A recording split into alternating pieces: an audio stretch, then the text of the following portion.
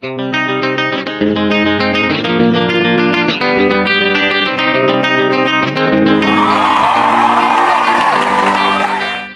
Garuda Piala AFF memanas. Masa depan skuad Garuda Muda terancam. Kabar terbaru seputar timnas Indonesia, diantaranya, skuad Garuda Piala AFF memanas. PSSI dan Sintayong siap lakukan Mission Impossible, demi target juara Piala AFF 2022. 4 laga uji coba raih hasil buruk timnas U20 pulang lebih cepat. 3 pemain promosi ke timnas senior, nasib punggawa Garuda Muda terancam. PSSI targetkan 6 pemain naturalisasi perkuat timnas di Piala Asia U20 dan Piala Dunia U20, 4 pemain nasibnya belum jelas. Pelatih PSM Makassar kritik kinerja Sintayong. Homebase kandang timnas Indonesia untuk Piala AFF belum jelas. Wapres AFF minta 2 laga kandang dihadiri supporter. Apparel timnas Indonesia go internasional, demi dukung timnas Indonesia bisa berjaya. Dan kabar-kabar lainnya seputar timnas Indonesia yang akan tersaji berikut ini. Bravo timnas Indonesia, salam bola mata 11. Di tengah euforia Piala Dunia Qatar yang menyita perhatian publik, pelatih timnas Indonesia Sintayong seolah tak kehilangan perhatiannya untuk tetap fokus pada kerja nyatanya untuk terus membangun skuad mumpuni, dan meningkatkan level permainan anak asuhnya di semua level usia, dalam rangka menghadapi event-event penting yang harus dihadapi timnas Indonesia, di ajang Piala AFF 2022 dan Piala Asia 2023 untuk timnas senior, Piala Asia U20 dan Piala Dunia U20 2023 untuk level usia U20. Simak kabar-kabar seputar timnas Indonesia berikut ini. Kita mulai dari kabar pertama. Skuad Garuda Piala AFF memanas. Mengejar jam tayang jadwal Piala AFF 2022, Sintayong telah menyerahkan daftar 65 pemain sementara, dari 75 slot pemain yang ditetapkan AFF untuk calon skuad timnas senior ke PSSI, dan telah diserahkan ke pihak penyelenggara Piala AFF 2022 tanggal 20 November tahun 2022, sebagai syarat awal para pemain masing-masing negara peserta yang akan berlaga di ajang 2 tahunan ini. Dari 65 pemain, rupanya Coach STY menjaga aman, dengan memasukkan pemain-pemain yang diharapkannya bisa memperkuat skuad terbaiknya demi menjaga kans menjuarai Piala AFF 2022 untuk pertama kalinya, bagi pelatih asal Korsel ini, dan juga untuk timnas Indonesia senior yang selama ini lekat dengan julukan langganan runner-up di ajang ini. Selain pemain-pemain yang tengah libur panjang bersama klub lokal di Liga 1, nama-nama pemain yang biasa menjadi andalan STY, dan muka-muka lama yang kembali dipanggil, 6 pemain abroad, 2 pemain yang baru saja dinaturalisasi, sampai ada 3 pemain yang dipromosikan dari skuad timnas U20. Baru 28 pemain dijadwalkan akan segera berkumpul di Pulau Bali tanggal 28 November tahun 2022 untuk mengikuti pemusatan latihan, yang sengaja digelar lebih awal guna menjaga stamina dan performa tim yang merosot, mengingat para pemain lokal saat ini terkendala libur bermain bersama klubnya di Liga 1. Hadirnya 2 pemain naturalisasi Jordi Amat dan Sandy Walsh dan tambahan 3 pemain U20 Marcelino Ferdinand, Muhammad Ferrari dan Zaki Ashraf pastinya akan memanaskan persaingan ketat, untuk memperebutkan 23 slot yang akan dipilih STY untuk didaftarkan ulang oleh PSSI sebelum tanggal 20 Desember. 28 pemain ini juga, bisa saja tergusur posisinya jika tidak dapat memperlihatkan performa apiknya selama TC di Bali, mengingat ada 37 pemain lagi dari 65 pemain yang didaftarkan ke AFF, untuk menggeser posisinya kapan saja. Berikut 28 pemain pilihan STY.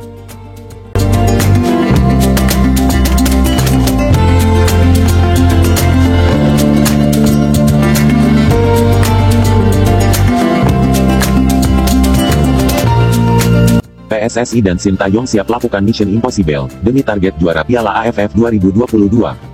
Selain itu, rupanya perlu campur tangan Sintayong untuk membantu PSSI melakukan negosiasi dengan pihak klub yang menaungi Sandy Walsh dan Elkan Bagot. STY pernah mengutarakan, siap terbang ke Belgia untuk berbicara perizinan dengan pihak klub KV Mechelen, agar mau melepas Sandy Walsh. Sementara PSSI akan mengutus Indra Syafri ke Inggris guna membujuk pihak klub Ipswich Town atau Gillingham FC untuk mengizinkan Elkan Bagot memperkuat timnas Garuda di ajang Piala AFF, yang tak masuk kalender resmi FIFA di tengah persiapan klub-klub mereka memulai kompetisi Liga pasca libur Piala Dunia.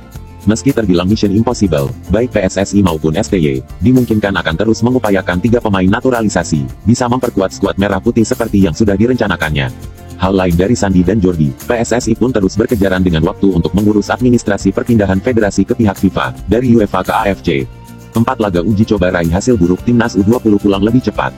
Pasca ditekuk timnas Prancis U20 0-6 dan kalah tipis dari Slovakia U20 di ajang Costa Calida Region de Murcia Football Week di Pinatar Arena Murcia, Spanyol, timnas Garuda Muda kembali meneruskan hasil tak mengenakan, setelah menelan kekalahan telak 0-4, dari klub lokal kasta ketiga Liga Spanyol, Valeranga Football tanggal 22 November tahun 2022.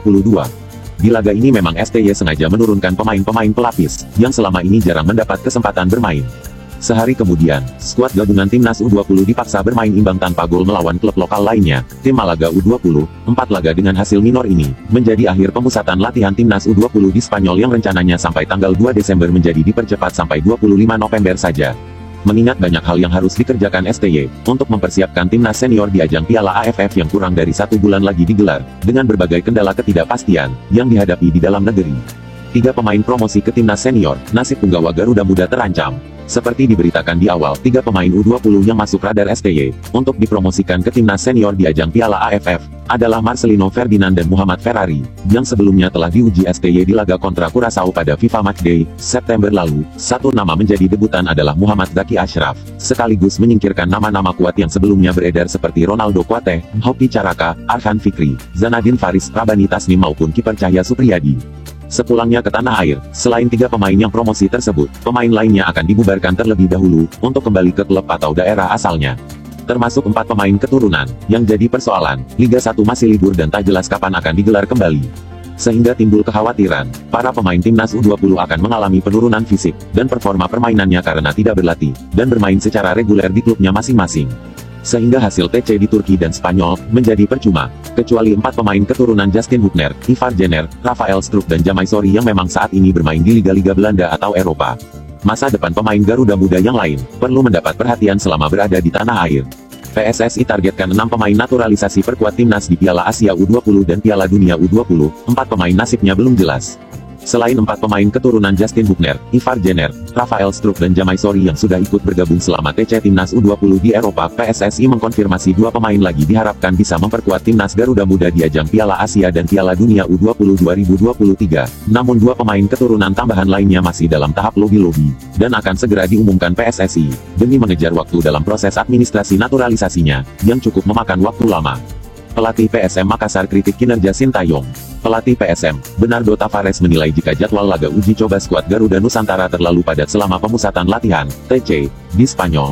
Dia khawatir Zaki Ashraf yang merupakan penyerang muda PSM Makassar bisa saja mengalami cedera, karena secara berturut-turut sejak TC di Turki hingga di Spanyol terus dipasang di line up inti, dan harus berlaga setiap 2 hari sekali, dalam pertandingan yang terbilang cukup berat.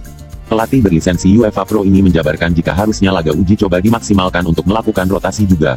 Menurutnya, ada banyak pemain yang bisa menggantikan posisi Zaki di sektor winger kiri. Apalagi, Sintayong membawa 35 pemain dalam TC ini, harusnya STY tetap memperhatikan kebugaran fisik pemainnya, yang selain harus maksimal bersama timnas, namun tenaganya juga diperlukan klub yang dibelanya, ketika diperlukan. Home base kandang Timnas Indonesia untuk Piala AFF belum jelas, AFF minta 2 laga kandang dihadiri supporter. Sebelumnya, PSSI sudah mengusulkan nama Stadion Patriot Candrabaga, Bekasi, Jawa Barat ke Menpora tanggal 20 November tahun 2022. Namun ternyata hal ini masih belum fix dengan mempertimbangkan beberapa stadion yang lebih layak untuk dijadikan home base Timnas Indonesia, kala menjamu Kamboja dan Thailand. Untuk diketahui, 2 laga lainnya Timnas Garuda akan digelar di kandang lawan kontra Brunei Darussalam, dan Timnas Filipina. PSSI juga tengah mempertimbangkan usulan Wakil Presiden AFF, Dato Sri Francisco Kalbudilai saat menyambangi Menteri Pemuda dan Olahraga, Zainuddin Amali, yang mengusulkan 2 laga timnas bisa dihadiri supporter, dengan alasan sangat besarnya potensi sepak bola Indonesia di kawasan Asia Tenggara. Hal ini pun rupanya harus diperjuangkan oleh PSSI, mengingat dukungan supporter ini, sangat penting juga menjadi salah satu faktor pendukung semangat bagi para punggawa Timnas Garuda untuk memenangi semua laga. Apparel Timnas Indonesia Go Internasional, demi dukung Timnas Indonesia bisa berjaya. Apparel Timnas Indonesia, Mills, tengah mempersiapkan sebuah gebrakan. Direktur Pemasaran Mills, Stephen Dichen, menyatakan pihaknya siap berkompetisi di pasar internasional. Sejak 2018, Mills dipercaya menjadi aparel resmi Timnas Indonesia, dan beberapa klub sepak bola di tanah air. Selain itu, Mills juga berhasil menggaet sejumlah pemain top Indonesia sebagai brand ambassador. Di antaranya adalah kiper Timnas Indonesia Nadeo Argawinata, Asnawi Mangkualam, dan pemain asing asal Brasil, Renan Silva serta pelatih Timnas U17 Indonesia Bima Sakti. Demi membantu mempopulerkan sepak bola dan pemain-pemain yang berkompetisi di Liga Indonesia, Mills akan melebarkan sayapnya dengan menggaet klub-klub dan bintang-bintang sepak bola internasional, dan diharapkan kedepannya dapat menjadi jembatan bagi sepak bola nasional, untuk menuju pentas Asia dan dunia. Bravo Timnas Indonesia!